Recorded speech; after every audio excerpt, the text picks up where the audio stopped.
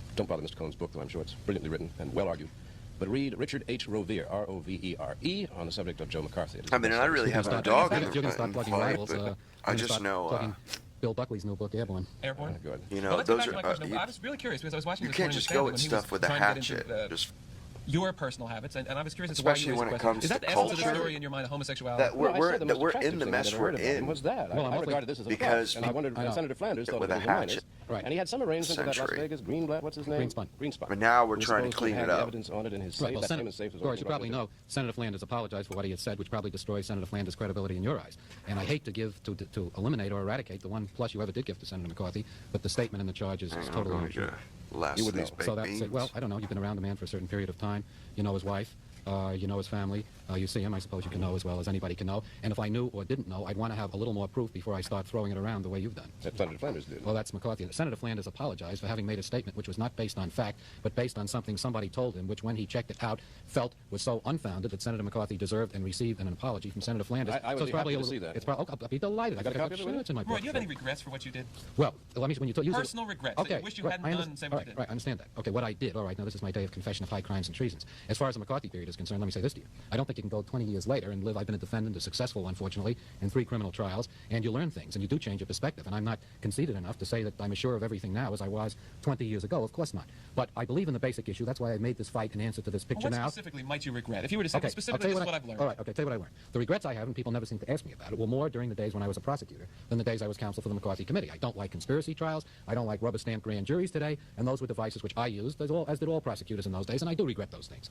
Insofar as the basic issue that Senator McCarthy stood for, I do believe that communism was a threat then, I believe it's an enormous threat today, and I think he did a courageous job in trying to expose it, and when a 3-hour film, which the young people get as practically their only source of what happened during a period they didn't live through, comes out with a pack of lies and passes itself off as a documentary, somebody's got to attempt an answer, and that's what I'm trying to do. You're asking for equal time somehow? I have asked for equal time. And what would equal time constitute? Well, that's quite a question. I wouldn't want to inflict 3 hours more on the American public, but I suppose equal time would get into something. Did you see the show in question, Gore? No, and I must say I have a sense on this program slightly of being had. I read in the paper that I'm to have a great debate with Mr. Cohn here. I didn't even know he was going to be on the program. I didn't know you were going to be on either. I'm sure we're both pleasantly surprised. Well, that's our illusion that we create. Yeah. And so I have not seen the program about Tail Gunner Joe. I haven't thought much about McCarthy in many, many years, nor I haven't thought very much about Mr. Cohn either. Well, I'm glad I'm so much more current than Mr. Liddell. Well, you are current, maybe an exaggeration, but you are certainly here today. So I was not able to prepare, and since Mr. Cohn is one of the greatest living defenders not only of Joe McCarthy, but of Roy Cohn, in and out of court, I am considerably at a disadvantage since I have come unprepared, so I'm not able really to counter him on any of these things, except occasionally something flickers through my memory. Well, I think so. This is the Roy Cohn hour. Well, now, wow. I think Mr. Vidal has lapsed into an uncharacteristic modesty, and I don't think he should. He's very articulate, and I'm sure he's written extensively on this issue. As a matter of fact, I noticed in one of his articles that he himself used the term Tail Gunner Joe, which ended up as the title to the movie. So he probably made a little bit of history right there, and I think he's probably much more knowledgeable about this whole period as a student of history, as indeed he is, a man who can brand one president a psycho and the next one about to be a dictator, and General MacArthur a pompous whatever it is. Here's a little McCarthyism going on right now. He shouldn't disclaim, I mean, total inability to cope with any of these current topics. He does it with great talking, Roy. Keep talking. Precision. Keep talking. This is known as filler. You know, you throw your mud and then the filler goes on until they've forgotten what the point was. I never said that Carter was going to be a dictator. I said this was the style of one, and could be the style. As far as Lyndon Johnson being up the wall, many people noticed that about him. He was a manic depressive, if you want the exact phrase, and he was up and down and didn't make much sense a lot of the time. As the pomposity of Douglas MacArthur is a well-known fact for those of us who served in the Second World War. 3 years in the Army I spent in the Pacific, and we did not admire General MacArthur as much as I literally people on the undid outside. all Excuse me, we'll take a fucking break and we'll restrictions. conclude right after this. Still doing some bullshit. Clipping your messages, I think. Shit. Like, what's the point of having the chat if people can't they want to say, you know?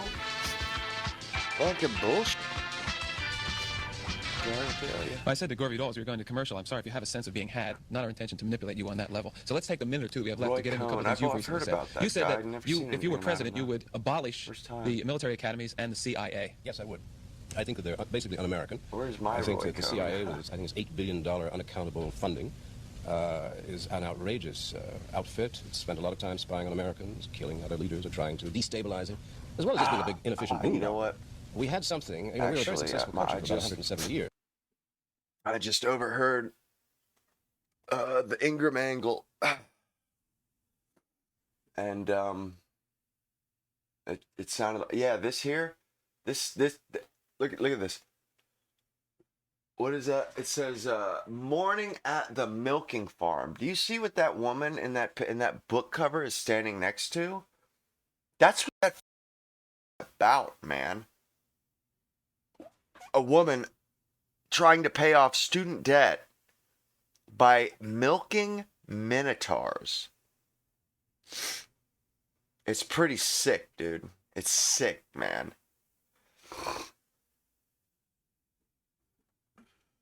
Black natches. Hang on, I'm not keeping it here. I just want to get in my history.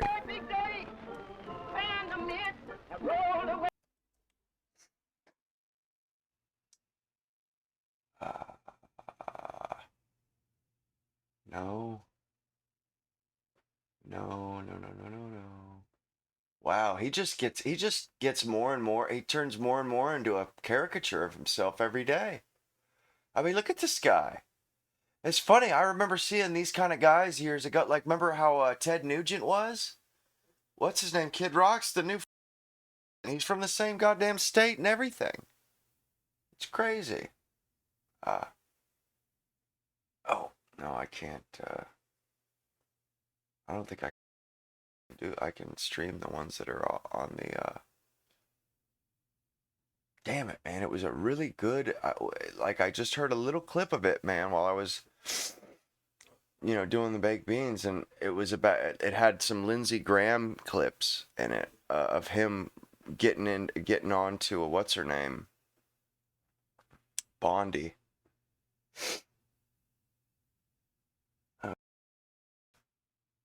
Why is it that a lot of women's romance novels have to do with animals? This has been a big problem. A lot of people have been curious about this because women obviously, love to criticize men on their preferences of women. I don't get it, man. But whenever you criticize women on their preferences of men, you would just be categorically wrong because men aren't their preference.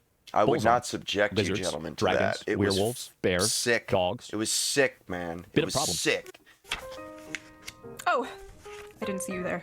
I mean, I was disgusted by it. Well, just one of the best-selling books on Amazon right now. With millions of sales and almost 20,000 five-star reviews, this book has been absolutely blowing up, especially on TikTok, or BookTok, as the kids call it. Thousands and thousands of women in particular have been raving about this piece of literature. What piece of literature is it, you may ask? You ain't even... Man. Morning Glory. You don't even have the imagination. A popular romance novel about a young woman down on her luck who does what every young woman does when facing financial struggle. She tries to have sex with a man, right? OnlyFans. No, I'm just kidding. She wouldn't degrade herself like that. She gets a job jerking off monsters. That's right. The Morning Glory Milking Farm. I have been reading Morning Glory Milking Farm since last night, and it's I'm obsessed. This was a good time. It did not disappoint. If this book... Bruh.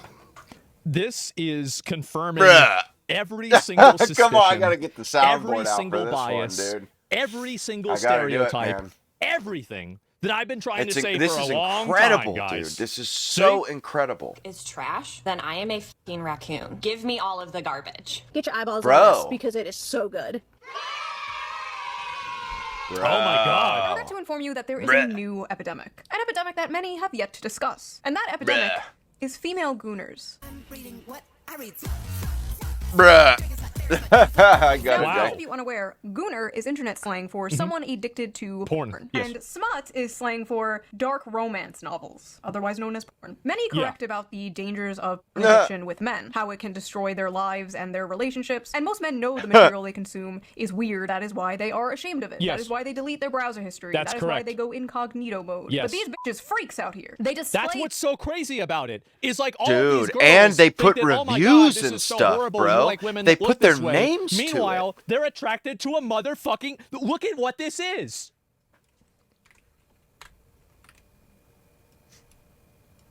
That's a lizard.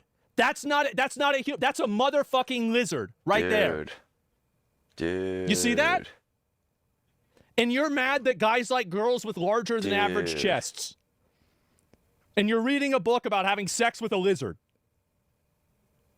What the hell is going on? Their smut openly in bookstores. Yes. They proudly pose in front of their smut collections. They discuss their smut openly on TikTok. Yep. They go to smut conventions and get choked out God. by 9-foot-tall shirtless Wendigos. Now, Yeah. I know what you are thinking. Shu, isn't this the pot calling the kettle degenerate? What do you mean? Yes, it is. But have you considered it takes one to truly Yes, know one? yes, it You is. see, women are strange, fascinating creatures. For centuries, men have tried to figure us out. They Our mood are, is dude. affected by the tides and the They're moon. pretty wild, I eat man. for 5 days why. and don't die. By painting my face, I can instantly shapeshift from a 4 to a 6. We are Oh, truly wow. mysterious, magical creatures. But one of the most mysterious aspects of women to men is our sexuality. You see, us women are not like those disgusting moids. No, we are sophisticated. We are evolved. We don't watch videos Yeah, of strangers guys. slapping their sweaty bodies together. Yeah, No, you no, read a no. book about it. You read about strangers That's right. slapping their sweaty Yes. bodies together. It's different, okay? You don't understand. Of course. It's okay when we do it. So, let's talk about it. Let's talk about the rapidly growing popularity of dark romance on TikTok and the recent dark romance And convention they've been that doing ended this in for a disaster. long time, by the way. This isn't anything new. There was a girl in my Warcraft guild Didn't at Burning just Crusade that used do to put this peanut butter on overnight. herself and have her dog eat her Thing out. for So it's years, not like this man. is a new phenomenon or anything like that. This has been going on for a long time. No, it's just the way it is. It started with vampires and werewolves. Let's That's take a just break what happened. from With all that this depressing stupid ass, political news and talk about what? something silly. That's Not what that those happened. political things aren't important. Trust Twilight. me, they are. You should be keeping up with politics and the news when you can. I know it can be difficult to do, but fear not. I have an app for that. So before we get into this video, let's quickly give a shout out to our sponsor, Ground News. Girl Ground that News eats is a ice cream? website and an app that gives readers an easy way to read news from all. Shut your And mouth. things like Shut your dirty So little thank you mouth. to Ground News for sponsoring this video, and thank you, the viewer, for not skipping the ad. that's me. Right? Yeah. So let's get back to the video. Book Talk is a very interesting Somebody place. says I agree with you, but that's a pretty lame example. That's only deceptive if you're stupid. Book talk. What Do I have to tell him? talk? Nah.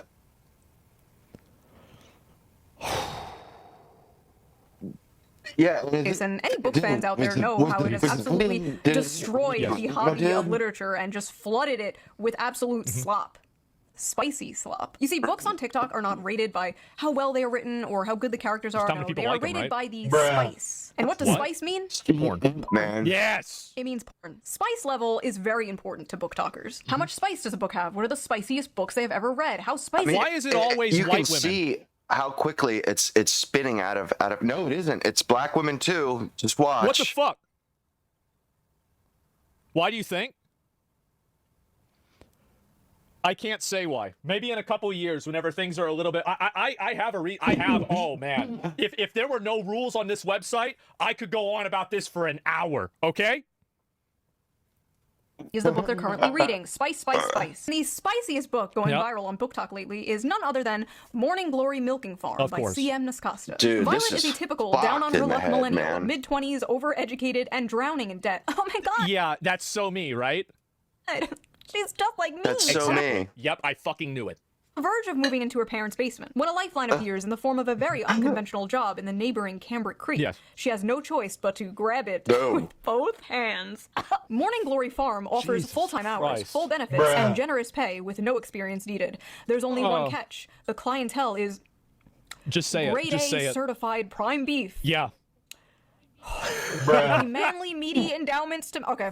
Morning Glory Milking Farm is actually a profound critique of late-stage capitalism This and is toxic masculinity. no. In this text, we see No, that the this is yeah. She's joking. I don't. No, there's no way. There's no way. I don't believe tingling it. sensation in her coochie is actually the tingling sensation of a Marxist revolution. Yeah. No way. No, it's got to be a This meme. is every fucking BreadTube video to me, dude. This is every Jack Saint video. So I actually read the book myself, and I'm not gonna lie. The 19th Amendment needs to be abolished. So, like Dude, I don't have a comment on that's that. not. I said, the story is basically this millennial do. named Violet, and It she gets a does. job basically working at Big Pharma Yeah. in Narnia, where they harvest Minotaur milk to make Viagra for human males. Oh God. And I read the whole thing. My I'm Yeah, not how was some it, kind of bro? watch list. But listen, this is my job. How did you okay? do that, I'm not out girl? here Yeah, Girl. this could be like everybody asks, like, because whenever I said that 85% of the population should be disenfranchised and shouldn't be allowed to vote, I think that Trump should subpoena all of Amazon's sales of this book and then find out every person who bought this book, and then they can't vote anymore. Seriously, And put them I on a think we could watch do list or this because if you read the Constitution, it says everybody has the right to vote. Okay, they can vote, but nobody ever says that they have the right to have the vote counted, right? So they can vote. It's just that we don't count those votes. So no, they never said anything about counting votes. They only said something about being able to vote. So why not, right? It's a loophole, silly yeah. feet pics or something. What I do is far more dignified and normal. Yeah. Now, let's take a look at some of these notes I wrote. Let's see. Big dick and balls. At one point, she says the term, and I quote. Pull it up. Oh. Camera back on. Fuck. The seam of his sack. So I'm reading this, and the whole time I'm thinking, like, okay, he probably has, like, a human head, right? He probably, like, looks something like this. Like, you know, just a dude. No. What the hell, man? With, like, horns. Then I see the official artwork. Seam? That's a... Postmodernism is so evil, man. It's so evil, my dude. That's the official I wouldn't make it a paragraph either. Cow. That's a cow. Bro is a cow. Bro is a straight up cow. Yeah. In a few parts, they're being intimate, and it will be like, his hooves clip-clopped. My hooves will tear up your sheets. And it's like... Oh my... It's not even good. I'm sorry, his what? At one point, she describes kissing him. And I swear to God, it was more disgusting than anything else described in this book. She's like describing how big and wide his mouth is and how big and like slimy his tongue is. She's like describing this shit, and you're just like... That's a cow. I mean, we are at a solid 5.5 on the Barbo. This is, yeah, you're right. I mean, this is a lot monster fucker spectrum. See, this is the old one. See, like you used to have. This was an old one. Furry chart. Fucking devious. Yeah, this was it. Let me see. I'll pull it up, and you guys can see it. Okay, dude. So now they have a new degenerate. one. I guess this is the one for the new generation. But this was the old one that everybody remembers back from 3,000 years ago. And blame Twilight. I think Twilight was the icebreaker for this. You're right about that. Yeah, and that's you go what back I just and you watch said. Twilight, and that's pretty fucking normal. That's what it was, man. It started with vampires and werewolves. She also. What's funny, I remember when they first started happening with Twilight. And then all of a sudden, I guess they did like, and 50 Shades of Grey came out, but they did some sort of like poll and found that women, for some reason, like that they preferred books with powerful figures that, masculine men. And then at some point, like somebody grabbed them by the nose and started leading them over to this, and at first it started with vampires and werewolves because they're human. And then it just gets progressively more and more disgusting, and minotaurs aren't human, but I mean, they're obviously a fantasy creature, but they do have a man body, I guess. She f***ers the cow's ass. By the way, if you guys have seen that one movie, what was it with Danny McBride and what's his name, where they were like brothers and they went to the wise woods. And then they fight the Minotaur, and version of this video and all my videos. Patreon. Go to Patreon. Totally normal. All members yeah, get that's the what people do. Version of every video, so you can hear me talking about and a cow's ass. Is that what you freaks want? Anyway, I like how in the fantasy world student loans still exist. Like we can imagine a world with. Oh my God. I think that really goes to show how bad it is for these girls. They can imagine themselves fucking a Minotaur, but they can't imagine losing their student loans. Minotaurs and humans in a relationship, but we can't imagine a world without student loans. Sad. Oh, and he has one of those bull rings, like the nose ring theory septum rings. That's so all the weird fatties that read the book will feel like he's one of them. World that means like you're married, but apparently he's divorced. The man is divorced. This is a divorced cow with a cow ex-wife. The lore is deep. How do you know it's a cow ex-wife? The funniest part is though, that has to be part of the when book? They go on a date. I need to just read this to you. When the bill arrived, she attempted to pull a handful of carefully folded bills from her wristlet. Wait, wait, hold up, wait a minute. So she goes to like a restaurant with a cow? What the fuck is going on? Husband Gold, he's rich sometimes, man. He really does. Before he stopped her. He really does do the outrage thing. Yeah, it probably wasn't a steakhouse, was it? It's a fantasy world? I hope so. Put that away. She'd not thought about it until the day after the first dinner together, realizing that in mortification that she ought to have attempted to pay her half. What kind of feminist are you? She asked. There he is. Oh my God. Whoa. So the 19th Amendment, that's it? That's the one, huh? Yeah, that's all is that all we gotta do? Let's do it.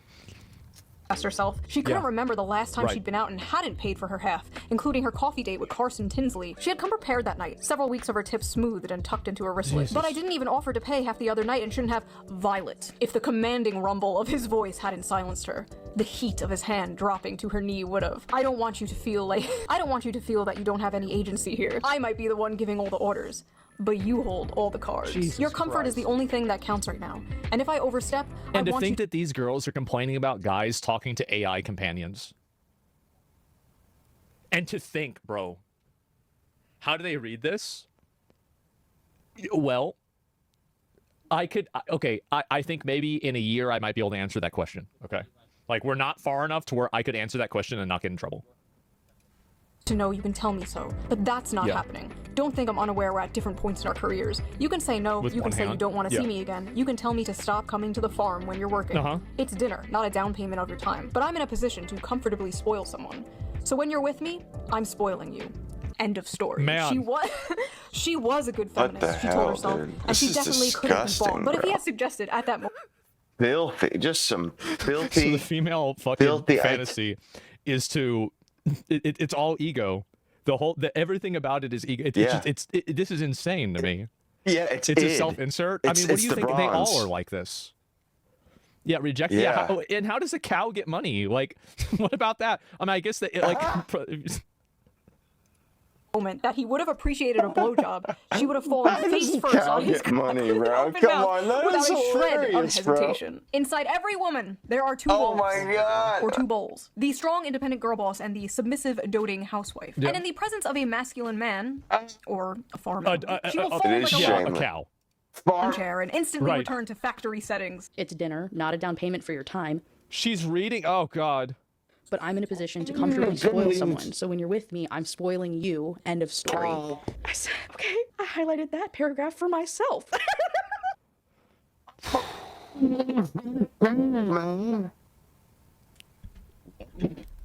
Jesus Christ. Wow. Clean up aisle 5. So that's what I thought of it. But what did other people think of it? What are the reviews on this book? This book has a 4. That's the kind of person that's telling you that you're not normal for liking Stellar Blade or that you need help because you're a gooner. Okay, you have to understand that. That's the person that's telling you that there's something wrong with you because you like women with, like whatever preference that you have. That's the one. So a 4.1K, a 3.6, 59,000 ratings. Millions of people bought this book. I guarantee it. Dude. One on Amazon with 21,000 ratings and a 3.6 on Goodreads with nearly 60,000 ratings. Let's just read some random. So just hear me out. Hear me out. And it's fuck. Gay. A milking good time. Sweet and creamy. The spice is spicing. I was very leery of starting this because I thought it was just going to be boring. The plot is pretty good. Jesus Christ. Plot? Oh my God. Please. This is like the new I read Playboy for the articles. Yeah. Like, sure you do. This book could kill a Victorian anymore. child. I'll never look at a jug of... What? I'll be right back. I'm not gonna jug of milk the same now. We got a real situation, boys. Oh man.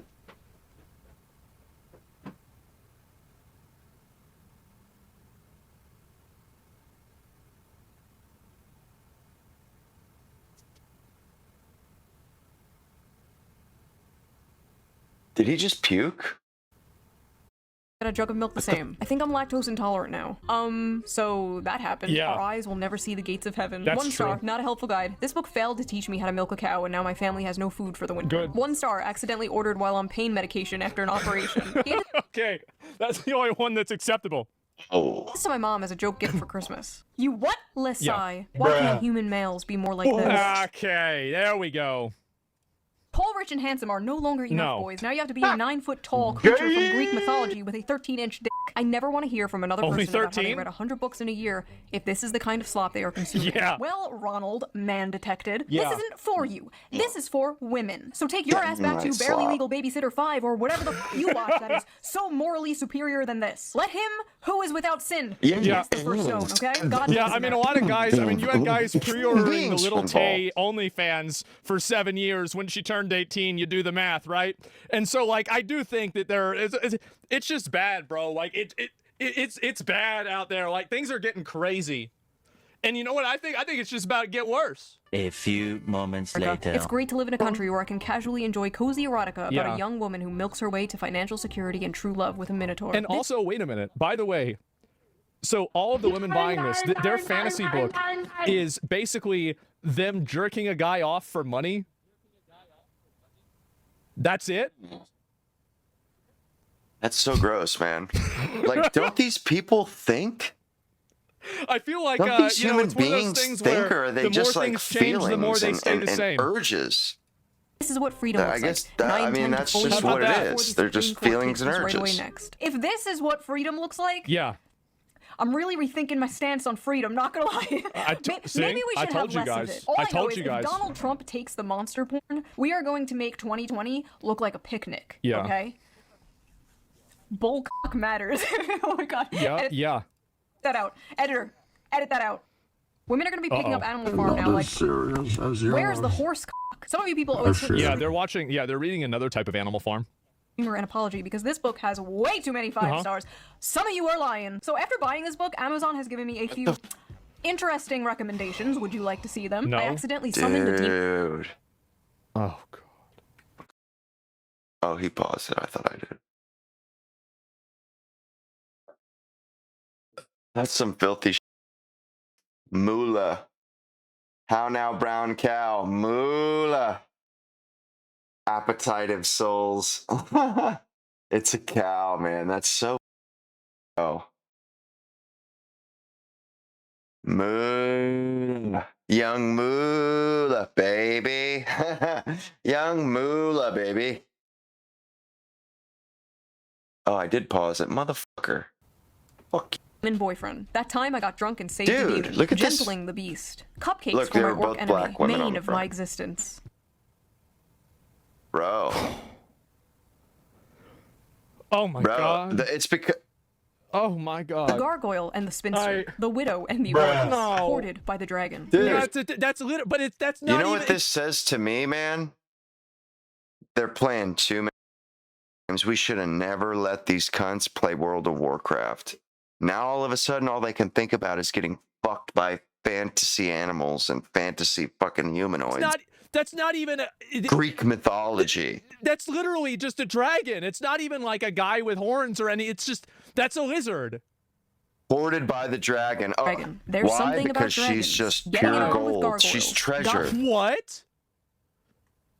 Gargoyles? Book 1. Dude. Oh no. There's more than one of these. Gotten by the gator. Haven ever to the mountain after. bear. Oh, mated. So that's why they chose the bear, right? That's what she's gonna say. Why they chose the bear? Of course. Yeah. This is insane. A billionaire orc. Moth manager. Wolves and whipped cream. The wolf in my tavern. Dude. Straight up. This is crazy. Pounded by produce. Bro, they're not writing this these. One's got to be a joke, right? And if they are writing these, it's probably AI. Or, what's going on there, Jake? Good look. Drop a like, my dude. But yo, they're either using AI or they are honestly laughing their asses off the entire time that they're writing this. I mean, bro, I just don't see how it could be any other way. I mean, like, this has got to be a joke. Like, there's no way, guys. There's no way. Yeah, that's what I'm saying. That's what I'm saying, bro. My husband only reads finance and sci. But for real though, for real. Sci books, and so I think it's about time that I introduce him to some real literature. So the first book that I would like to introduce you to is called Morning Glory Milking Farm. That poor man. Oh no. You gotta take her internet away. You gotta get her back to like making butter or something like that, right? Like taking care of chickens. Insurance and butter. It's not a normal milking farm like with cows. What it is, you slag. It's big, bulky minotaurs, and it's a special type of milking. See, honey, shut your mouth. My favorite part about this is that I don't even know if there is a husband there. Like, because maybe it is, right? Maybe it is, but it could just be her talking to herself. What? Sister, and she got stuck in the washing machine again. Women on TikTok are openly proudly talking about the porn they consume and getting mad at people when they make fun of it. Yes. I hereby ban men from reacting to romantasy on TikTok. You've got to understand, Jezebel is just a website for a bunch of fat women to complain about men. That's all. That's all there is to it. I mean, it's not you're not going to read anything interesting on here. That's all there is to it. Best-selling romantasy books like yeah, it's like a Karen base of operations. Roses and Fourth Wing contain descriptions of roses. Yeah. I feel like that's common knowledge, if not their primary purposes. I didn't know that. I didn't know that at all. Dude. But in recent months, book talk has become full of men clutching their pearls while reacting to steamy scenes from these popular female-centered books. Obviously, this is only massive performance. In the age of OnlyFans, and we the can odds are that see these it. men have seen actual porn that defies the laws of physics and God. Over 90% of men between the ages... Yeah, but the difference is that they do it in incognito mode. It wouldn't exist. They don't do it on their main account. That's the difference. If you want to jerk off to like a flower or something like that can suck your dick, go ahead. Or a bull or a lizard or some other, like I could come up with a lot of these. But at the end of the day, do it in incognito mode and delete your fucking history. Nobody needs to see this. Yeah. Bro, you're influencing innocent people that haven't... a month. There's statistically no way. way. I feel scandalized. You have to understand that, yeah, that's right. Hey, all of these guys are shocked by the sex itself. What they're balking at is sex from the perspective of female desire, scenes that depict women coming first and frequently. And what they are surprised by is the women they know love these scenes. In one video, a guy declares, "Now I know why women enjoy book clubs and wine." But his astonishment in itself is astonishing. Like, what do you think adult women were into? Not having sex and drinking wine? Grow up. Imagine... Well, I think that they were just hoping that they would imagining it with a guy and not a bear, right? I mean, like, I think this is definitely I mean, this is a lot, right? I mean, it's a lot. Like a human, like not a zucchini. A group of men sitting around. Why are we getting upset about these ugly Karens? It's fine. They'll stay alone with their fantasy gargoyle for the rest of their lives. Okay, so this is the thing, is that the reason why it annoys me is because these are the same ones that are liking tweets that are trying to tell developers of video games that people shouldn't expect to have attractive female characters. And the reason why, here's the reason why, it's because they're fat and old and they don't like seeing young attractive women because it makes them feel insecure. That's the entire reason why. There's no fine print. There's no other reason. That's the beginning, middle, and end of what their problem is. Gamergate. Can anyone say Gamergate? Baldur's Gate 3. Yeah, but that was like a joke, right? I mean, in a way. Bro. Drinking wine, discussing the porn they watch. That is what you guys are essentially doing. It's just funny, okay? Like, it's funny. Are we really going to pretend that a story about a young woman getting a job milking mythical creatures to pay off her student debt is not funny? It's funny. If that makes me a sexist, misogynist... I just think that the funniest thing is that, you know, you've come full circle horseshoe theory with feminism here, right? Where women are such feminists and they care so much about equality that their idea of a fantasy is sucking a dude's dick for money. Dude, like, it's so... Really? I mean, you could go all the way around and we're back to the beginning. Yeah. You got me. You act like you were so different and above other That's gooners. true. It's silly. I'm sorry, but you are no different than Joe Schmo jorking it to fat booty Latinas in Space 12. You're sitting there all high and mighty, one hand on the book, acting like you're so superior because you can perfectly envision a horse spinning 360 degrees in your mind. Wow. I'm not impressed. Because these men are reading, to many people, myself included, are insanely sexy. But purely in terms of the acts being described, they aren't all that lurid. And as many of the comments on these videos point out, there's much wilder stuff out there. For example, these men have clearly not yet discovered nodding, a popular term in romantasy right now that involves werewolves whose penises get so swollen after sex they have to stay inside their partners until the swelling subsides. I'm gonna be honest. I didn't know about that. That's impressive. I learned something today. No, and I've never heard of that before. Really? No, I never have. That's the first time.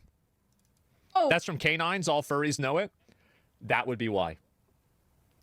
That's pretty tame. Well, it's not that crazy, no. But like, I never heard of it.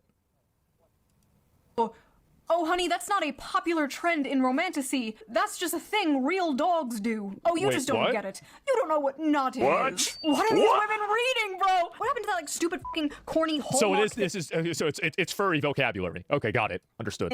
Going home for Christmas to your hometown and falling in love with a cute farmer boy. What happened to that? We used to Well, it's not the farmer boy, it's the farmer animals.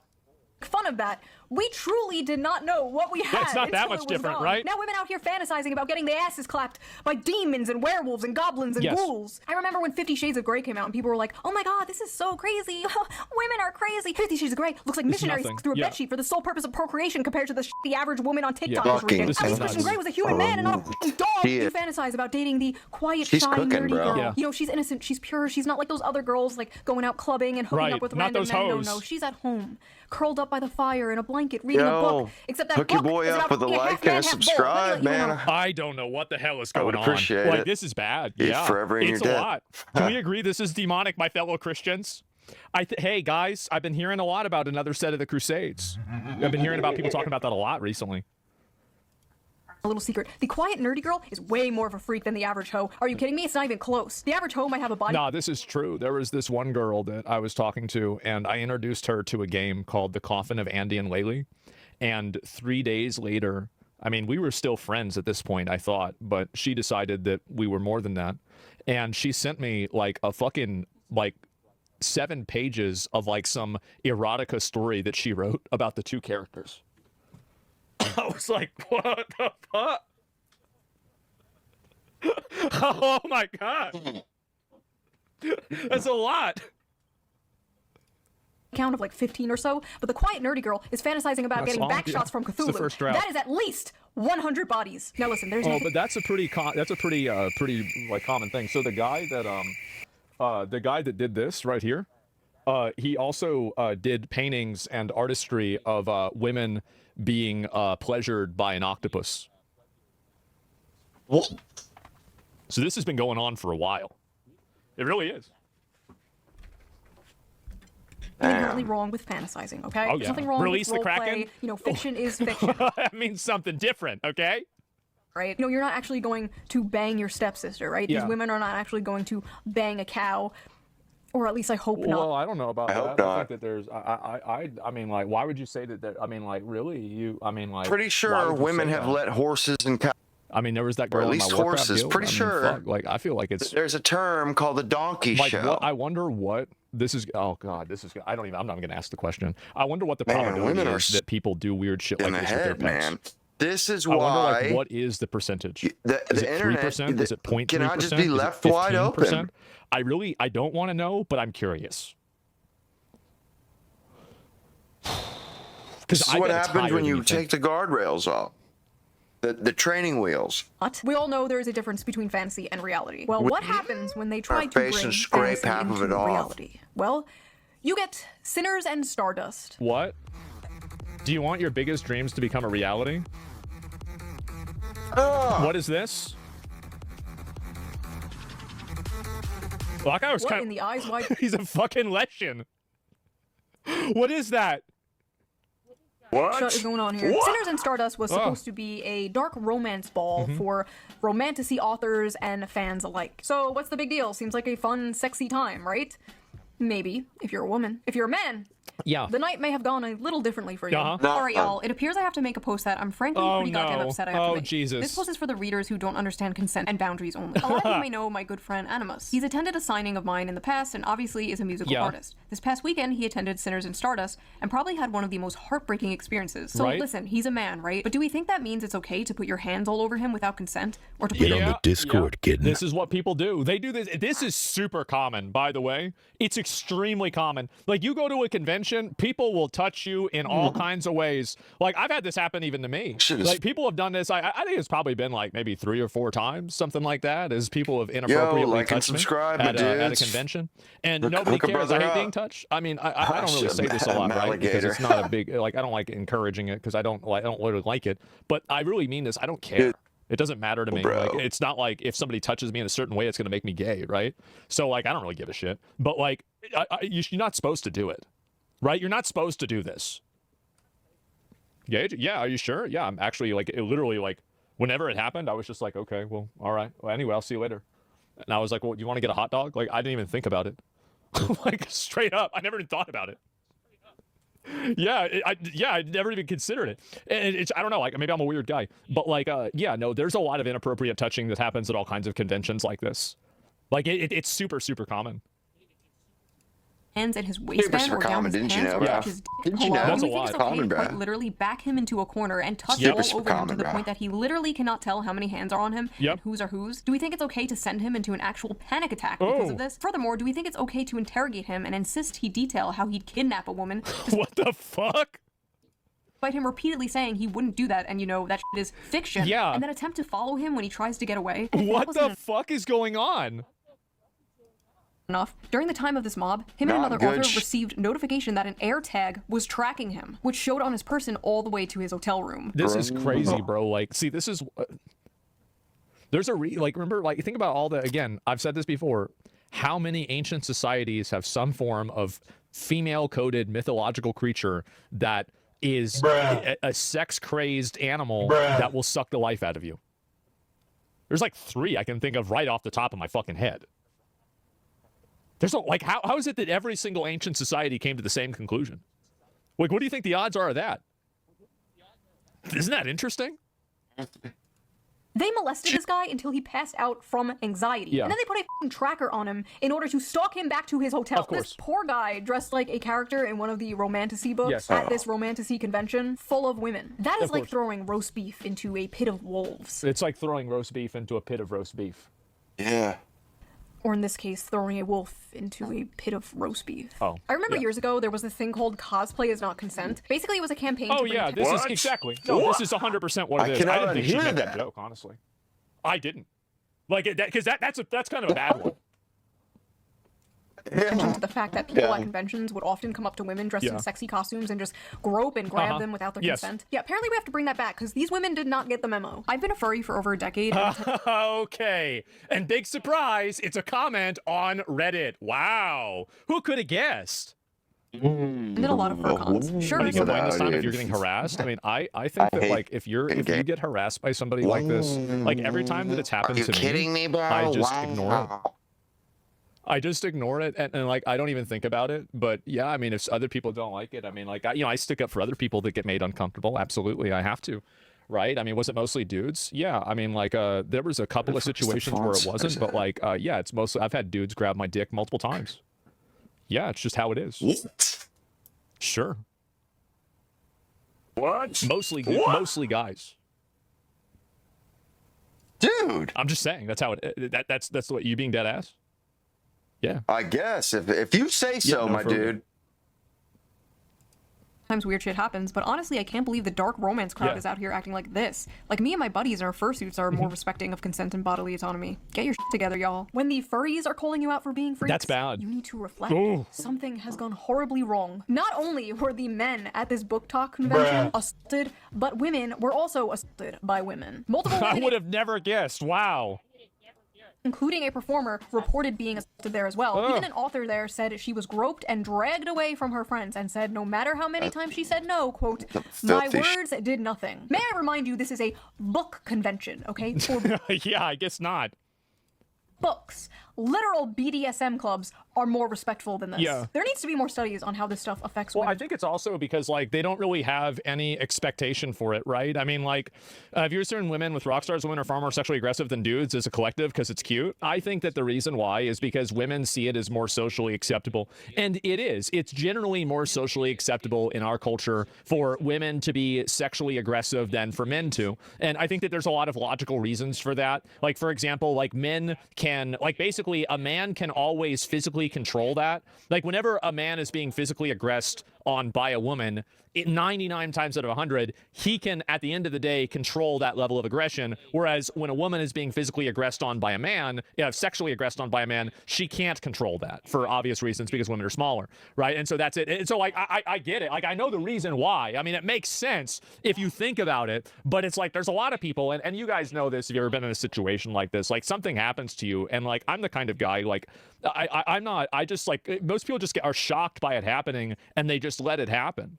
If he does that, he'll become a joke and he'll get mocked. Well, that is another thing, is that guys that don't like it, then like women are like, what are you, gay? What are you, gay? And then simultaneously, they're talking about how much they love gay people. Like, well, why are you, if you love gay people, then why are you using it as an insult? What's wrong with you? It's so weird, isn't it? You creepy fucking. Who called you gay? Everybody in middle school. I actually, my mom caught me looking at porn, and I was 11. I just got the internet. Really great internet. I was the first person with the internet in my neighborhood.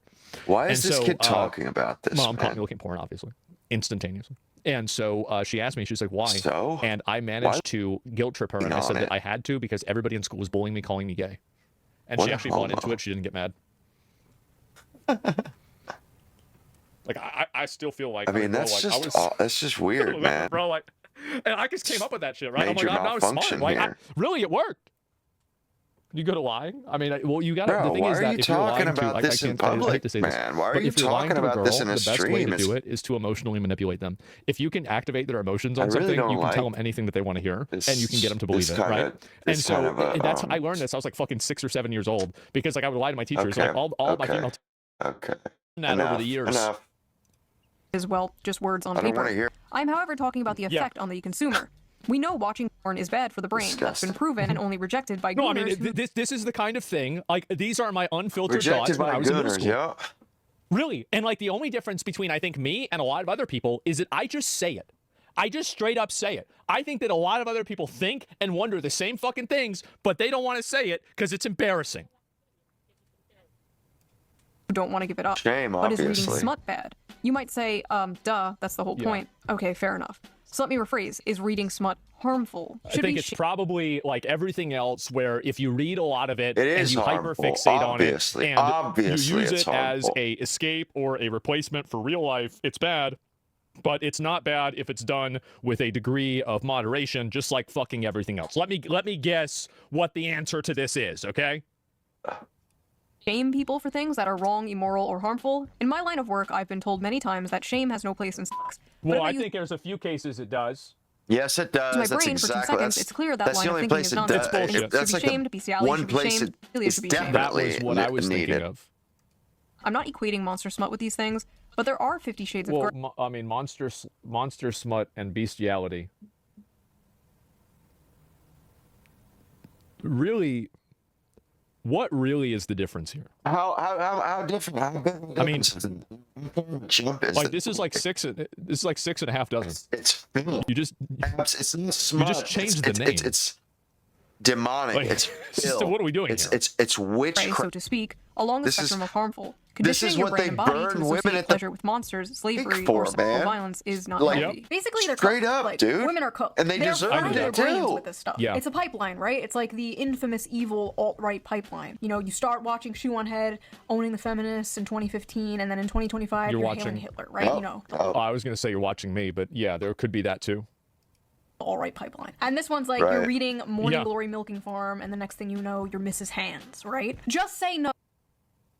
What? Man, I bet there's like 50 people in this chat that knows what she's talking about.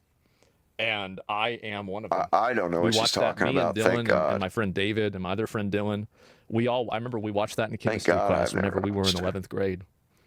It was a video of a man that let a horse fuck him so hard it killed him. Dude, what? Yep. He died. What? Yeah. High school was crazy. What's your deal, bro? What's your major? I'll tell you that. Good times, yeah. It's incredible. Just say no to monster porn. But why is monster smut so popular with women in particular? Like, you rarely see the opposite, and when you do, it's just like... I think you do. I think you see a lot of the same thing. I think that there's a lot of guys that like the... like, there's a lot of, like, weird stuff that guys are into with women, but it's also... I think the reason... Well, I'll see her reason. Like, I think the reason is the inner... Like, the anonymity kind of it.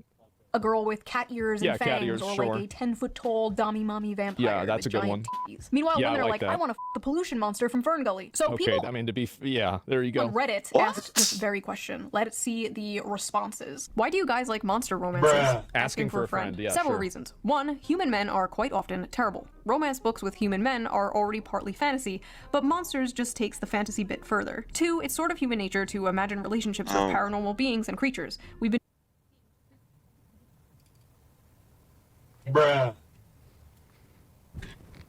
Okay. Okay, Lilith. Great. doing it in literature and art for Yeah. centuries. Point. It's just gotten a lot more graphic now, lol. But no, every time where it happens, it surprise you when that the these girl, cunts like the got a stone Minotaur, out for of the Garden example, of Eden. the reason why the Minotaur existed is because there was this girl, and Poseidon wanted to fuck the shit out of her, but she didn't want to, and so because of that, Poseidon got mad and made her attracted to a cow. Like, that's what happened. I mean, it's not like this was it Zeus? I thought it was Poseidon. Okay, I got it wrong. Unique body forms / parts and so many different kinds of unique body forms. Scary, mean, terrifying creature is sweet to her, kind, takes care of her, protects her, works hard to be She's special. She's different, she's special. Of course. How could I not have predicted this? Etc. Maximal escapism, minimal association to real life assholes, the patriarchy, misogyny, and oppression of women, etc. Maybe we might have to bring a little bit of that back, huh, guys? Because the monsters are less dangerous than dating actual men. As a fat woman of color, modern, contemporary, and even fantasy romances are hard to click to because they are almost always about thin white women and just too realistic. And romance in real life is not always attainable for fat women / women of color. In monster alien romance, though, this is a Nazi could have said this. Women and just too realistic. And romance in real life is not always attainable for fat women / women of color. Can you imagine how much trouble I would get in if I said that? Wait, they'd be mad at me. I would get in trouble if I said that. He'd be a dead man. In monster alien romance, though, my size doesn't matter, and it's easier now. to get into that headspace and enjoy it. I'm sick of the men on Earth and looking for some variety. Wow. Non-humans haven't betrayed and hurt me, so they feel like a safe haven, if that makes sense. Plus the unusual monsters have big, fun-shaped dicks. I love some bizarre peen. Unique genitalia. I don't know.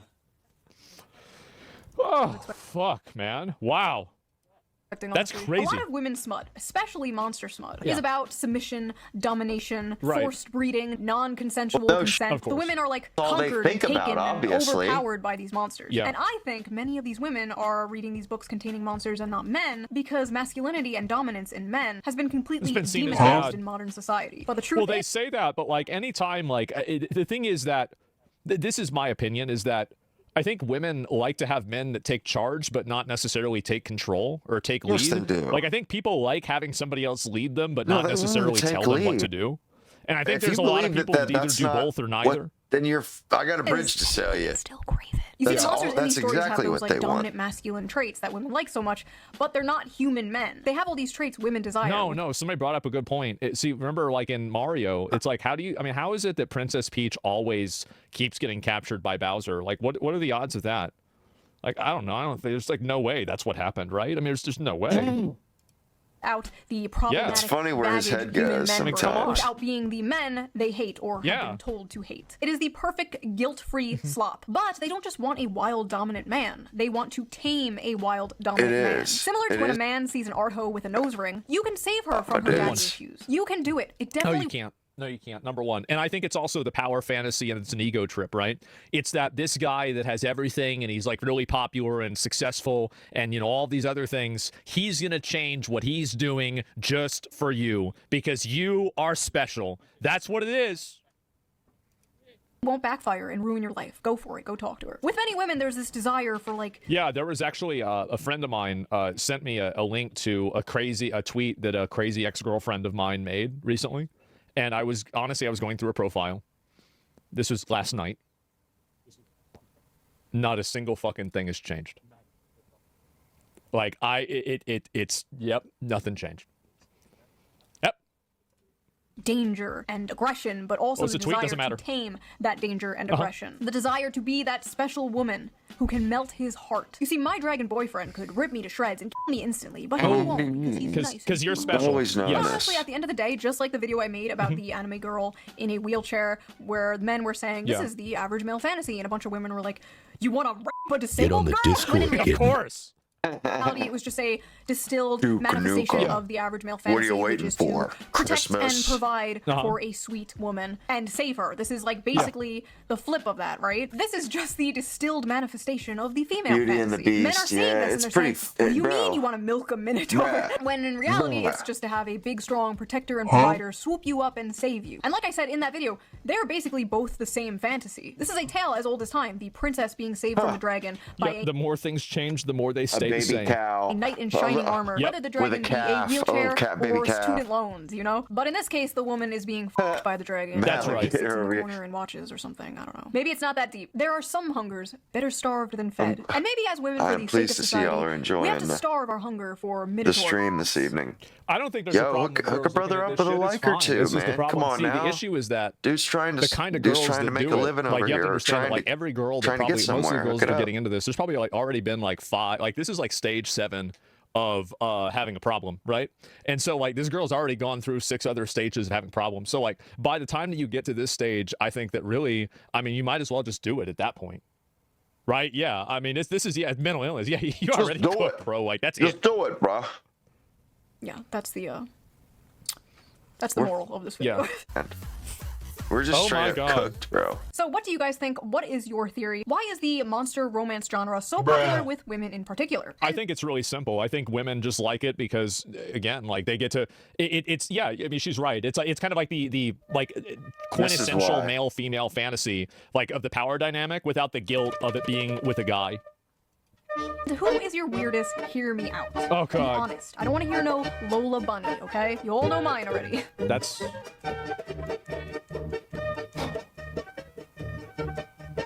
Remember what I said. That's crazy. It's not that he's a fish, okay? He has an energy, okay? He has a vibe. Right. You know what? Never mind. How And I'll does see she you guys have one again of those really stupid soon with a new video. The e-girls wear when they stream? Man. I don't get that. That's like, how do you own one of those for real? Really? Like, that's crazy. Oh, wow. Wow. Shit. This. Oh, God. I don't think it's bad as long as it's fantasy. I guess every streamer has their own Discord, huh?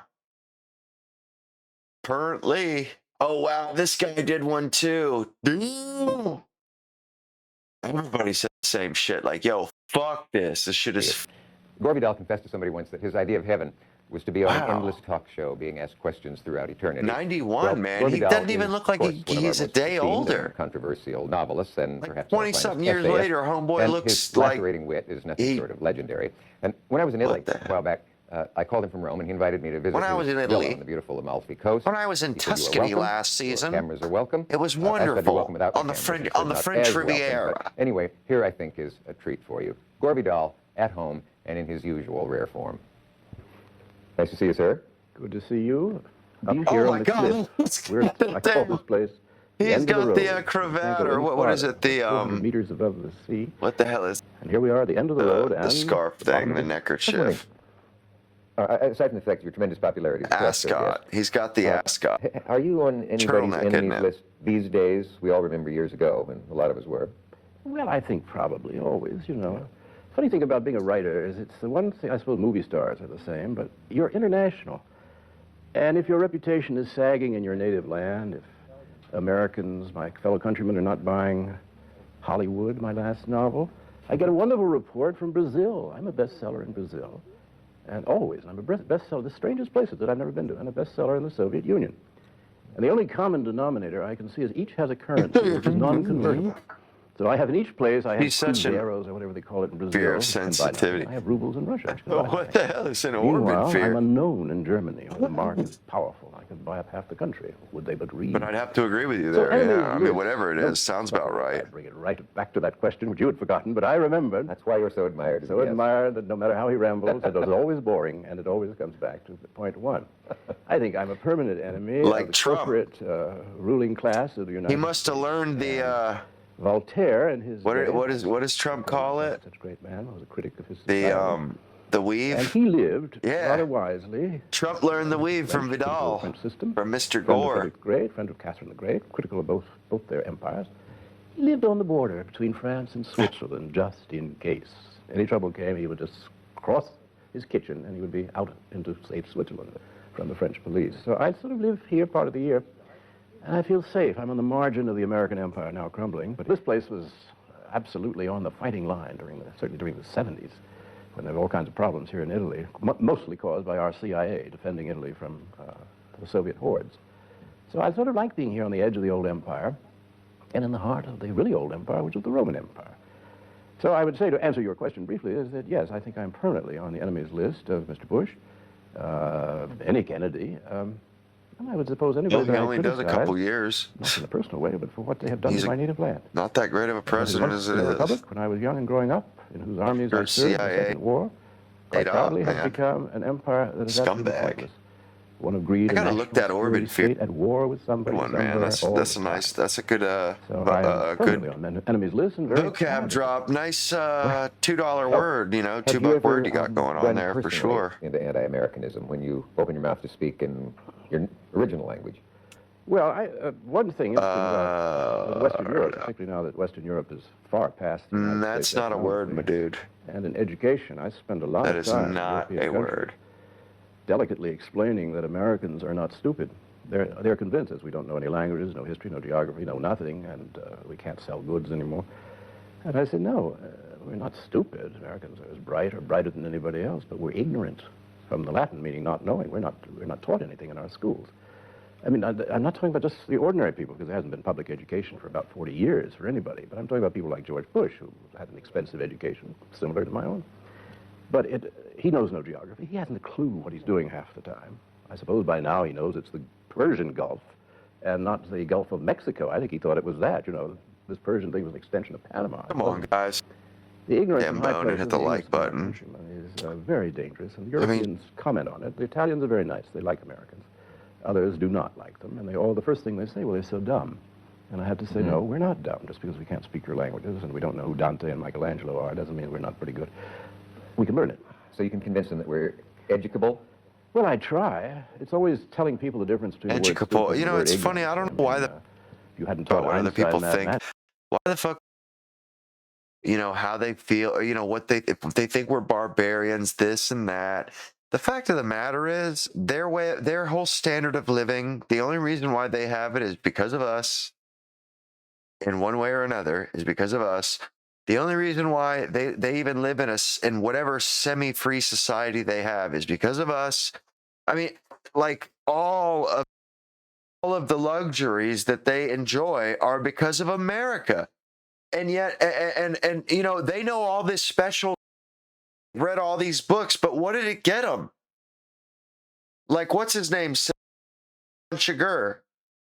If it all brought you to this point, then what was the point of the? You know, what's the point of learning all that? About mathematics, but once he learned it, he was rather good at it. You may have been ignorant. Doubt anyway. And he probably was. Lived in Germany. As a man who confessed both publicly and privately to the fact that he'd like to have been president, suppose you were now. I should think that anybody who wants to return to the principles of the old republic would absolutely get rid of the American empire. I would get rid of the CIA, which was not founded by George Washington, but is only 50 years old and is totally illegal, unconstitutional, and dangerous. We don't need that sort of thing in a free society. I would get rid of the national security state apparatus. We don't need that. We're not in the empire business. We're not any good at it. And I would take the money from all of that, and I would dedicate it in this world cities. That we have at the moment. Henry Clay, one of our great leaders, whom nobody knows about because nobody's taught American history in the schools, but Henry Clay called internal improvements. And the first person to do that in the United States who can get that message across, he'd have to have all the magic of a Huey Long. If he did that, he would sweep the country. I think finally our people are getting the point. They have been had. Suppose, besides being president, you can control the educational system in the United States. What do you do to it? Well, you have to, who teaches the teachers? I mean, you'd have an awful time starting up again. It'd take a generation. But if you put all your time, and not just money, but thought behind it, you'd have to start with languages. We're a small country that has to deal with other countries. We have to learn Russian, Chinese, Japanese. We have to deal with the realities of the new world. I'd start right in there. I'd make history. Get on the Discord, kidden. All education. Starting at the first grade, teach them Big Bang Theory, teach them Garden of Eden, teach them everything. both superstitious, scientific, or religious, whatever word you want to use. Give them everything. Kids like to know about that sort of thing. Then I would just take it up gradually so that by the time you were 17, say, and graduating from high school, you'd come up to date. During those, 8 years of junior school, elementary school, and high school, during those 8 or 9 years, whatever it is, they would have been taught the history of the human race. And you can do it in a very interesting way. They don't know how our current teachers, because they don't find it interesting. But people do. And I think if you taught them every legend about the founding of the human race, and then you just went in, and you went step by step. You got to the Greeks, the Roman Empire, teach about Asia, teach about the Buddha. The kids would be absolutely fascinated. History is nothing but gossip, finally, and great trends. So you have a double thing teachers can play with. One, the gossip, which is always interesting, and the other is the great trends, which are fun to play around with. So that by 17, somebody comes out and knows where he is in the world, where his country is. That's a good point. Why he thinks the way he does. Then he might start to think. I suppose there have been people along the way who said to you, at the beginning, I admire your deciding to write historical novels because if a country is so uneducated and interested in history, nobody's going to buy them. Does it argue against your own argument that you here are an example of the fact that best-selling books can be written on the history of the United States? Well, I suppose the success of my historical novels, ones about American history, of which there are now 6, really is based on the fact that I'm writing stuff that interests people enormously that they were never taught in school. I would much rather that they learn what I have to teach them in school. They don't teach anything I can write interesting something in school. They teach playing, gambling drone, on the green a worker with all bee. the other They teach lads you and lassies, and die by the bell, by the libraries, going to the stacks. The whistle, so it's quite an effort to educate steam whistle, in a painless way, a pleasant way. Well, it's painless. It's not ever done in school. Well, I thought I was brought up with an idea that you had a certain duty to your country and to your countrymen, and whatever were your talents, you would dedicate a certain amount of time to that. The fact that these books were very successful was very nice, but I could have done some other things that might have pleased me more. And I'm happy I did it. Oh, poor guy. This should all be done in school. I'd rather they learn in school about Abraham Lincoln than have to come to me. Can you imagine? And that's sad. And it's sad when you talk to people who have really no sense of anything before they were born, and generally not much before they started looking at the evening news. And they only look, they don't listen to it very much. Can you imagine how the dialogue goes? Suppose your assignment for tomorrow is to write a monologue or a little sketch on how they meet each morning in the White House and talk about the day's problems. Is it on a loftier plane than we suspect? No, I think the conversations at the White House are mostly about how to keep the Con Act going, how to keep the people from rebelling, because they know that if the people knew what they knew about the ownership of the country, kind of get tired of the cynicism of these people. Clowns. But the clowns in the White House aren't governing. I mean, they've been appointed. They're employees of the Chase Manhattan Bank, of the International Corporations, ITT, IBM. These are all. What does he think he's doing? Just just talking. Country. Can you illustrate and laughing and pointing fun and mocking, like, dude, I would say Ronald Reagan was, taking it. It's all just one big joke. It's like, bro, that does since the Second World War. The ball. It doesn't move the ball forward. And I mean, I'm sure it feels good. You're Nixon, venting and somebody who was a clever lawyer. But bro, it does not help us. It does not do anything. It makes things worse. He got caught.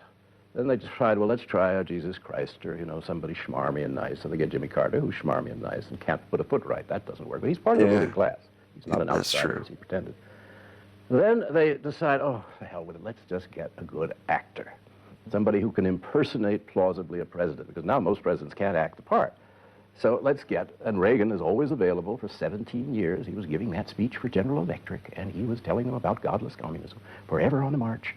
And they just hired him, and he just went in, and he kept giving that speech again for 8 years as president. The country goes bankrupt. He doesn't care. Doesn't notice. Now they have his heir, who is a member of the upper class, who has never done anything in his life but just hang around, saying yes.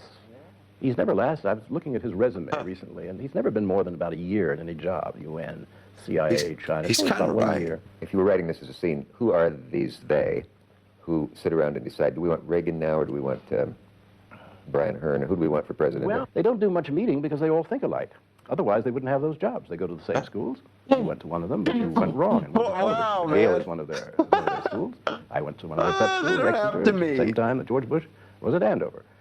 You're just directed in a certain direction so that you can be president, you can be senator, you can be chief justice, you can be editor of the New York Times, Washington Post. They all think alike. They've all been trained, and outsiders who come in from Omaha, Nebraska, are quickly trained. Here's a chance to take back anything you've ever said that you kind of wish you hadn't, either because you didn't mean it, you have a choice here, yes, or because so much grief came from it. No, I can't think of anything. I try to be never ad hominem in the sense that I'm attacking somebody because of what he or she has done or said. If I attack Lyndon Johnson or George Bush or something, it's nothing personal. It's what they represent, it's what they're doing. And what they do, I noticed lately, people always go, oh, you have such a vicious tongue. And I always say, well, what have I ever said that was vicious? Can you think of anything? Let's see. Now, funny, but we'll just say, what is vicious? Vicious really means something that's out to damage somebody. Vicious, I suppose, means... It's malicious with wicked intent to do somebody real harm. What's the last time you piloted a plane? Last time I piloted a plane was probably 1936. When aged 10, I've got some footage of it now. I've got the Pathé newsreel of me flying a plane at the age of 10 with my father, who was director of air commerce. He was trying to promote a flivver plane. He thought that everybody, he was imitating Henry Ford, and everybody should have their own airplane. And he was trying to get one that would sell for $750, something like that. So he had about 8 prototypes, came to Washington. And there was one he liked very much called Hammond flivver plane. And he said, why, it's so simple to fly, even a child can fly it. So he drags me out of school one day without telling the family, needless to say, gets me down in front of a Pathé News camera. And I take the plane off, and I land it very badly. Now, I'm terrified. And I'm terrified not of flying or of the plane. What a crazy old man. My father. That part was quite easy. I wanted to be a movie star. And I already had my model, and it was Mickey Rooney. And I had seen Mickey Rooney the previous year playing the part of Puck in Midsummer Night's Dream. And I just saw it the other night, and it's just as wonderful as I remembered it from 50 years ago. I wanted to be Mickey Rooney. And here was my big chance. My father only got me to fly this plane because he said there will be newsreel cameras. Here is your chance to be a movie star. You too would be on celluloid. Well, not only on celluloid, and I was quite different from what I later became. I had golden curls and a little snub nose. I think I'm a changeling. I think when I was about 12, I was switched. Teach a person how to learn and how to ask questions. Very Mickey Rooney-ish, in fact. That's what it is, critical thinking, you know. It's not teaching them knowledge, it's teaching them how to pursue knowledge, how to... My father greets me, and... You know, how to cultivate an intellect, how to cultivate well, boy, how was it up there in that plane? I said, well, you know, a body of knowledge. And I froze right on camera. And you can see that the end of the Pathé newsreel, I had suddenly gone into my Mickey Rooney grin, which I thought was extremely enchanting. And I looked like Peter Lorre in M, just before he attacks a small girl. Not so much a grin as a Rick. Oh, man, that's such a good movie. Anyway, that was the end of my flying, and I fear the end of my Such a good movie. Are you, in any sense, attracted by that sort of thing, a dangerous... I don't know if you're having any dangerous tendencies toward skydiving or piloting since... Oh, I have probably the most dangerous of all. Writing. Yeah. That's I'm on the edge. Get out of town. The edge of the knife with that every time. It's your brink, your tight wire. It's a tight wire. And when you're trying to explain something that people have been misled about, like how the country is run and who is telling them lies and where the money has gone to. Well, that's it. They tell them what to think. You got it, man. That's exactly how it goes. Not only the anger of the rulers, but remember they control every newspaper. That's all they do is teach them what to think, not how to think. Of either trivializing. And half the videos I watch show it, you know. Or they have the power of it shows somebody that knows how to critically question, and I've experienced all three. And the people that have, you know, all these degrees, they're just silenced. Speechless, you know, they're just work out hemming and hawing, which suits them, so that no one will really take what you say seriously. And they have to be held by the hand. They have to be taken by the hand, like what's the little kid's name? We worked for and walked the little kid very carefully to the. He'd watch me on, I don't know, to the point. You know, it's pathetic. He called me to say what a brilliant, he thought, analysis I had done, and could he interview me for whatever he was working for then, whatever network? And I said sure. So. And then you know, it's like a call from him much later, and jeez, it's like taking away an addict's drugs or something. What you say is so marvelous and so succinct, so exactly right. But you know, we can't do it because you're you. And I said, what do you mean you can't do it because I am me? He said, well, yes, you know. He sort of stammered around, and I assume he meant because I don't hold office. I am not head of a think tank paid for by heaven knows who, and I'm not a professor. I am a writer, which is already a dangerous, dicey category, and I'm known to be controversial. And I was always very struck by that. Well, everything you say is right, but it isn't right because it's you. Well, maybe to get one of the people who is in one of those categories to say these things for you, then would it help? Well, if I paid Kissinger enough, he would. He certainly can be bought for his firm to say anything. Yes, I suppose you could. You could wind up a politician, I guess, to say them, but if he said them too often, said things that they don't want the people to know about, then he would be in great trouble. He would not be reelected. Was there a time when you suspected that someone had to say, gee, Gore, I'd love to have you, but you know how they are upstairs.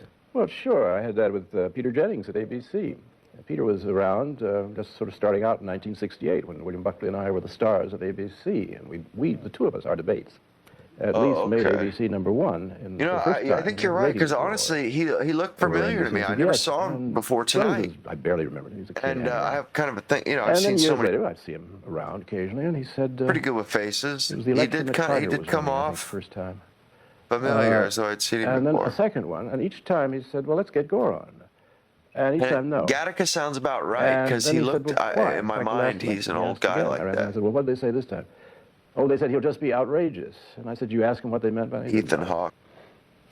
So, and Uma Thurman. Which I believe I did fairly well. I just don't find her attractive, I said something man. in the first debate which was not acceptable to the ownership of the country, which owns the media. I said there is no difference between the two parties. Now, this is something you see already, I can tell you. Your eyes have glazed over. Oh, goodness. Cut. You can't say that. And everybody, I mean, that's not something, it's not like a special every network show from then on. knowledge that's not already out there, or a special couldn't do it. To comment, as an angle that nobody's liberal, expressed. Poor Arthur Schlesinger or poor Ken Galbraith, and they honk away, and then you get Buckley or somebody like that on the other side honking away. No information of any kind is afforded to the viewer.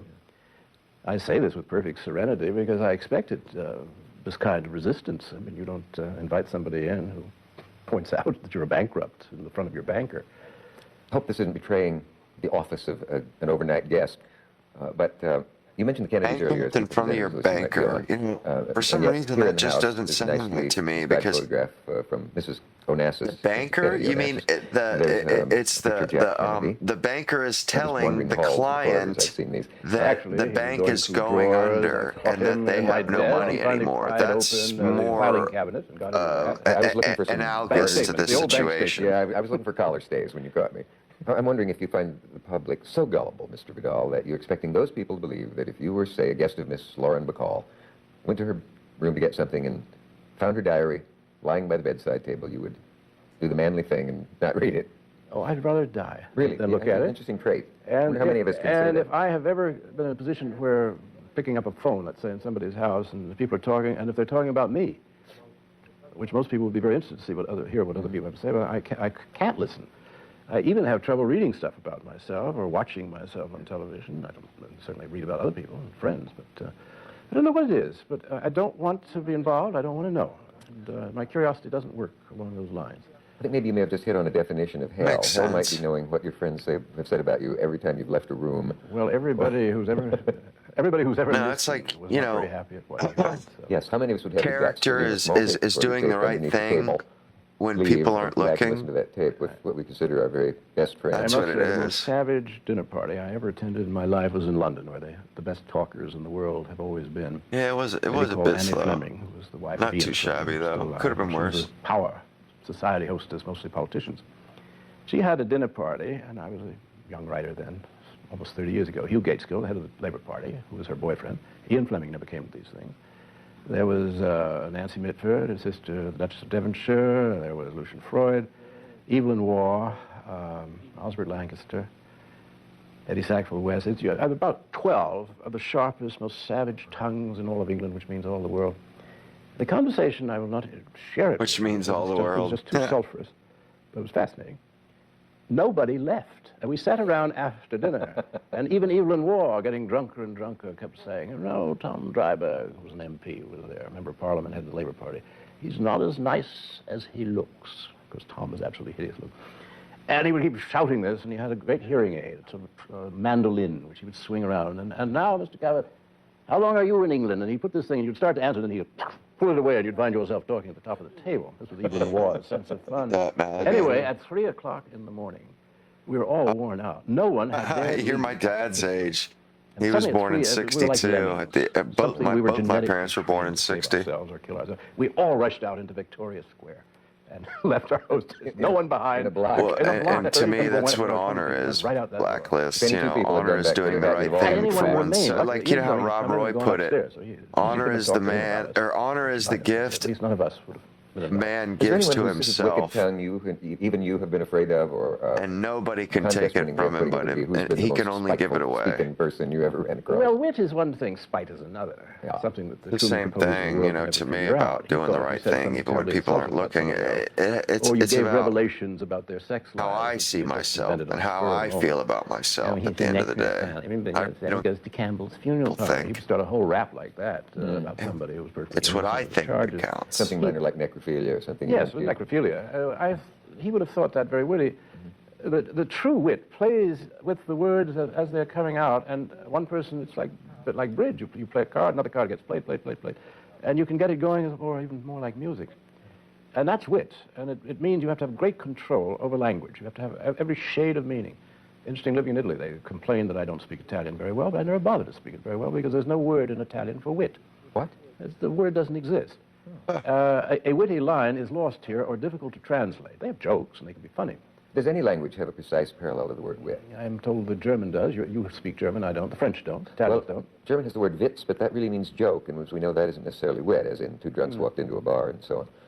Irony, which is a word in English which has a very light and rather attractive connotation of somebody who's rather modest and turning the joke upon himself or on the situation. Irony in Italian is a heavy word. Somebody nasty, sarcastic is how it comes across, which is a bad thing to be. No, wit itself, as distinct from just humor, is hard to... Well, American speech has gone completely to pieces during the years of the empire because you couldn't ever say what you meant. You couldn't say you killed anybody. You would say you interdicted them. And it all came out of the Pentagon, out of the White House. And now people are terrified of saying anything. I'm often called arrogant, and I often wondered why, since I'm a true populist, see everybody and treat everybody in the same fashion, which I don't think is arrogant. And I figured it out as the way I speak. I never say, well, I think maybe, well, I think, Dick, this is where I'm coming from. Maybe it's Wednesday. No American now can say anything, well, I think that's wrong. If you say that, you are so arrogant and so vicious and so, what an awful person to say that he thinks it's wrong to jump off a cliff or something or push somebody over. What's the story with you and the New York Times? Yeah, how dare you try to shame? A tale of terror, a tale of horror. How dare you try to shame anybody? So tragic, so long, so boring. Do you think you can make it palatable and not Don't you want a liberal society? That you and a major newspaper how dare you shame? Contretemps or well, they took against me in 1948 because I published a book called The City and the Pillar, which showed that homosexual relations between two all-American boys are perfectly all right. This was not acceptable to the New York Times, and they refused to take advertising for the book. And they refused to review any book of mine. They said as much, the book reviewer. So my next 6 books were being reviewed in the Daily New York Times. They took no advertising. Paul Kinsey Newman, report Elizabeth came out about a month later saying exactly what I'd been saying, and except they did it scientifically, Dr. Kinsey. And the same war against Kinsey. Yeah, I don't know how 10 rooms, that's right. Then over politics, over everything, and they have an enemies list. Big Daddy. I've been sort of the head of it. Attempts have been made to be friendly. Over here, Big Daddy. And I have spurned most of them. Their favorite one is they're always trying to do, they've stopped now, but for years, to try to do one profile of me for the Color magazine section. And I always said, sure, I'll do it. But I want to see what words are in quotes, what I have said, my conversation. I just want to check that. I don't care what you write about me, but just my own quotes I must check. Oh, no, we never allow that, they said. Well, they've allowed Kissinger that right, Alexander Haig that right, anybody who asks for it. When they say they will not allow you to check your own quotes, it means that they're going to give you the knife and they're going to rewrite your dialogue for you. Yeah. It often happens with our free press. No, the Times is it's an establishment newspaper, and it represents... There's really, when it comes to anyone who cares about the country and its institutions, the New York Times is always there to shoot them down in the interest of the national security state. They've all along been very much in favor of the Pentagon, the CIA, and so the American empire, in short, and they're part of it. And critics of We're not allowed to make value judgments, you see, don't you know? I hope not. Thing is good and bad, or evil and good, light and dark. Those are all just constructs that were invented by social. They're just social constructs. Social constructs are evil, and they serve no purpose, don't you know? You said that we in America are already the They're like laws, you know, those pesky laws. They serve no purpose, you know. Why don't we just get rid of them? I made it up in public. And I was really giving sort of a review of our situation in the United States. And I said that we had the previous year been passed by Japan economically, and we were the #1 debtor nation, they were the #1 creditor nation. I said also, now look at remember them. that the white race, at the beginning of the next century, is only going to be about 16 to 18% of the population of the world. And let us hope that the Oriental peoples, who are far more numerous than we are, and the other races on the globe will not treat us as badly as we treated them. What to do? I said it is, and this is where I really got in trouble. If they do, I said it is inevitable. they're just going to end up living in grass huts with dirt floors. We're neighbors in the Northern Hemisphere. I think I referred to us as the two klutzes of the Northern Hemisphere. Neither one of us can make a car that anybody wants to drive, and it is inevitable that we will not only unite ourselves, but we will be, you can't use the word race without being called a racist, so I shall be called a racist, we'll be a sort of last redoubt of the white race against the Oriental peoples who have really taken over the world economically. Well, the laughter that went up over that, the United States... Not really. They're kind of losing that now. That came to pass, what was said there, and it was very interesting. They're not productive. Nobody present. We had every journalist in the world wanting to see a fight between me and Norman Mailer on stage. No one in there reported. Mexicans are literally more productive than Chinamen. And this was prophecy, and it came true. Maybe it's what like Bill twice said. as productive. It can't be serious because he said it. They were there for looking for other things. It's almost a case of the classic old joke. There was the president was shot and there was no speech, so the reporter reported nothing. Nothing happened. Mangling the punchline of a famous joke. I don't realize all.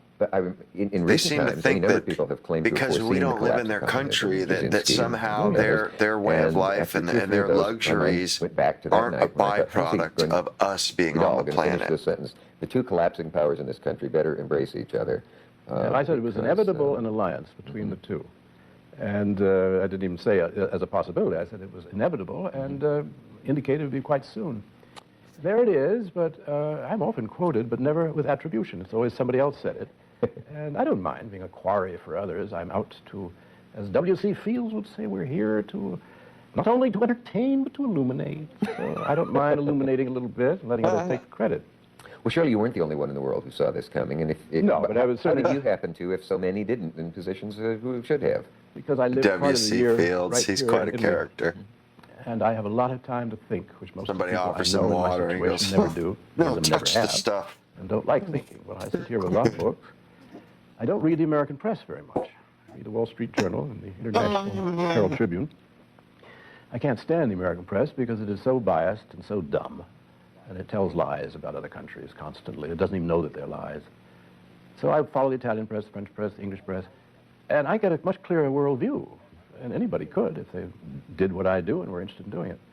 I was able to figure out the inevitability and also the coming race wars, which are going to be horrific. I mean, we've lived with the black and white one in the United States now for over 100 years, which gets no better. Well, we know who's going to win that one, though, taking all the money away, which might have gone to helping out those who are not so fortunate. And I saw this as the future. I also traveled quite a lot in Asia. I'm done with. And to go and see they can go figure out their own fortunes. From Hong Kong to Los Angeles. Worried about our own fortunes now. The 19th century, L.A. airport looks like something. Stagecoaches should be coming in and out of it. Or Hong Kong or Singapore. And have you ever heard an American tourist go over there and come back and say, it's surprisingly modern? Oh, well, you see, they live in the bubble. They don't know about other countries. I've been reading the American press for, let's say, half a century, except when I'm over here. And I have never, in a half century, read a story in the American press that was favorable to another country. They'll say, yes, the Amalfi Coast is very beautiful, and there's wonderful fish here, and there's wonderful holidays. Why would it be? But they're just talk about the society. Yes, in Sweden, for us. Better education they're system like in the United States, and they live longer. Vacuums for dollars. Wonderful daycare centers That's for all children, for working any mothers, other country is, except our direct enemies that we don't just hand over pallets of which we do that too. Everybody in the United States has been conditioned to believe the United States is number one when it's about number 17 in the world, that everybody wants to live in. Man. And every country is backward. And every country we didn't even know about these quality of life. And they can only compare it to, they see these poor people coming over the hires, the man. And this guy's a bit pompous, to be honest. Yes, but I mean, apparently he's just, he knows everything ever was to know. Who do you turn to as a writer when you want to laugh? Whom do I want to turn to is what you mean. I want to bear you out in your comments about American education, and so I said, who do you turn to? Well, whom do I turn to? I wonder if he's got stones enough to turn that sharp wit on himself. Whom, she said. Great lady that she was. Got 50% on that. I don't turn to nobody. No? No. Student asks you, Mr. Vidal, what successful comic novels have there been in your time? P.G. Wodehouse, okay. I would say, was the greatest comic novelist in my time, or any time, really. Most fun. There are certain people that you read that you get immediately a kind of shock of recognition. You get a charge of energy from them. Not many. It's very nice when you see it in somebody new that you don't know about. It's come along, and suddenly... It's very easy to be a critic if you're interested in the subject. Most of the people who become critics or reviewers are not interested, and so they can't tell whether anything is good or not because they're not plugged into it. If you really care about literature or ideas, let us say, then it's like a current of electricity when you meet a text that's really good. Yeah. And the same thing with the novels. I don't read many novels, but I've been reading a few lately, and there's a girl in England, I call her a girl, I suppose she's in her late 20s. Man, Jeanette Winterson, dude. Sexing the Cherry is her latest book. Really. And Oranges Are Not the Only Fruit, which was made into I'm told, a very good BBC miniseries. She's just brilliant. She's wildly funny, very lyric as well, very sexy. Reading her, I thought, oh my heavens, this is writing. This is somebody. And most writing is just blah. You just sit there and you know that the people who did it don't care, the people who published it don't care, the people and you don't care as you face the text. This does not answer whom I turn to. But what do you care about, Mr. Vidal? Mention her name again for people who wish they had written it down. What do you care about? Because you're coming off mighty myopic, my dude. And she's got about 4 or 5 books she's published. All before mighty myopic. And they're short, and they're wildly funny, and they're very strange. Are you saying that you can't recall a time when you've thrown your head back and laughed out loud reading anything since, what, Mark Twain, Benchley, any? Oh, I suppose that's a big question, Dick. I'm sorry. Try to keep them small. I'd rather have small questions about, I mean, anything Richard Nixon said used to break me up, no matter, particularly when he was really serious. Hilariously funny. Bush is pretty funny. He makes me laugh. But, no, there are no writers. There's somebody called now that I quite like, David Barry, who appears in the Herald Tribune. He's a columnist, and they collect his little pieces in books, and they sell them. And I've only read about 10 of them in the Tribune over here, and they're wildly funny. He was writing recently about how the public has turned against politicians, incumbents and outcumbents as well. And he said, why, a 2-term governor of Oklahoma was defeated by an unaffiliated jar of mayonnaise. I must say, I fell to the floor on that one, so I did think. He'd have to say mayonnaise for people like me from Nebraska, but I would probably tell him that. So mayonnaise. Embarrass himself in Nebraska. Are there actors you could enjoy hanging out with in your days in Hollywood? Oh, yeah.